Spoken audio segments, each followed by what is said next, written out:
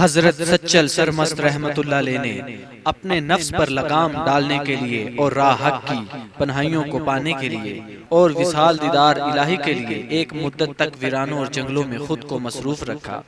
اور اس ضمن میں شدید ریاضتیں کی اور دنیا سے بالکل منہ موڑ لیا۔ حضرت سچل سرمست رحمت اللہ علیہ کی پرہیزگاری کا یہ عالم تھا کہ لوگ آپ رحمت اللہ علیہ کو منصور آخر الزماں کے نام سے پکارنے لگے تھے،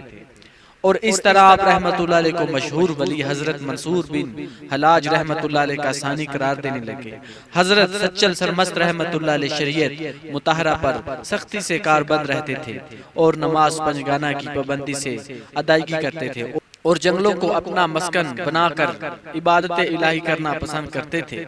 اور آپ رحمت اللہ علیہ فطرتاً دنیا کی رنگینیوں اور ہنگامہ آرائیوں سے بالکل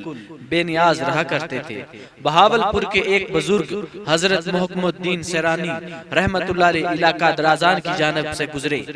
جب آپ رحمت اللہ علیہ کے چچا حضرت میاں عبدالحق رحمت اللہ علیہ کو علم ہوا تو انہوں نے حضرت سچل سرمست رحمت اللہ علیہ کو حضرت محکم الدین سیرانی رحمت اللہ علیہ کے استقبال کے لیے بھیجا۔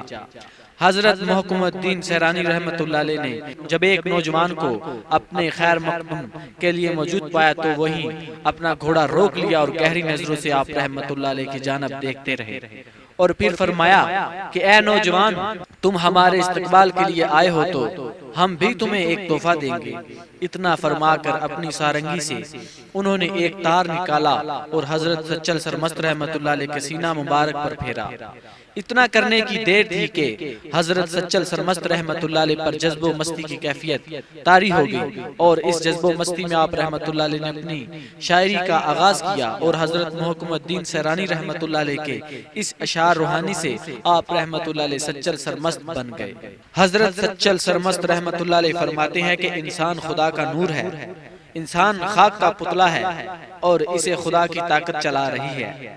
خدا نے انسان کو خود پیدا کیا اور خدا ہی اپنے پاس بلا رہا ہے۔ وہ خود ہی دریا ہے اور خود ہی سمندر، وہ خود ہی گلاب کا پھول ہے اور خود ہی خوشبو، وہ خود ہی ابر ہے اور خود ہی براں ہے۔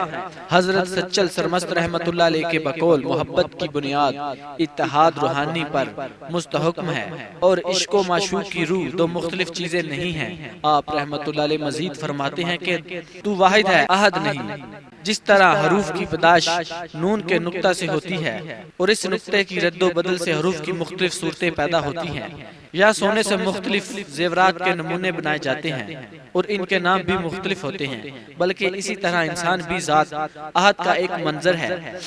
اور غلبہ عشق کی وجہ سے اس نے مختلف صورتیں اور مختلف نام اختیار کیے رکھے ہیں۔ حضرت سچل سرمست رحمت اللہ علیہ اللہ عز و جل کے عشق کے حصول کے لیے مرشد کامل کی رہبری کو اشد ضروری قرار دیتے ہوئے فرماتے ہیں کہ جب تک عاشق عشق ربانی کی انتہا تک پہنچنے کے لیے ابتدائج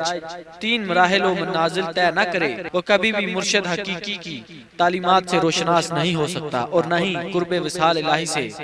ہمکنار ہو سکتا ہے۔ عاشق کے لیے یہ لازم ہے کہ وہ سب سے پہلے فنافی الشیخ کی منزل طے کرے، یعنی اپنے آپ کو اس کی اتباع کا ایسا نمونہ بنائے کہ اس کے اور مرشد کے ظاہر و باطن میں قطع دوئی باقی نہ رہے، اور جب وہ اس منزل کو طے کر لیتا تو پھر مرشد اس کو اگلی منزل فنافی الرسول سے متعارف کرواتا، اور اس راہ پر چلنے کے گر اور اسرار سے آگاہی دیتے ہوئے اپنی باطنی نگاہ سے اس کے سفر کو بخوبی انجام کرواتا ہے، اور اس طرح فنافی الرسول کا حامل بن جاتا ہے۔ جب اس منازل پر مرید استقامت پکڑ لیتا ہے تو مرشد پھر اپنی باطنی بصیرت سے اس کو سفر وحدت کی تیسری منزل کی جانب گامزن کرتا ہے، اور اس سفر کی صعوبتوں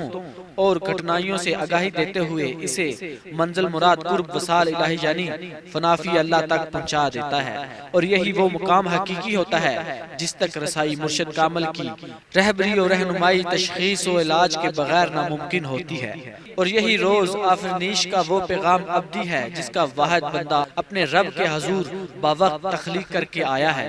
اس زمن میں حضرت سچل سرمست رحمت اللہ علیہ ایک حقائق اس طرح بیان فرماتے ہیں کہ ایک مرتبہ ایک فقیر دریا پار کرنے کی غرض سے دریا کے کنارے آیا۔ وہاں چونکہ کوئی کشتی موجود نہ تھی، اس لیے فقیر دریا پار کرنے کرنے کے ارادے سے آگے بڑھنے لگا کہ قریب گاؤں سے ایک شخص وہاں آیا۔ اس شخص کا ارادہ بھی دریا پار کرنے کا تھا۔ جب اس نے فقیر کو دریا کے کنارے کھڑا دیکھا تو اسے استفسار کیا کہ اے اللہ کے بندے،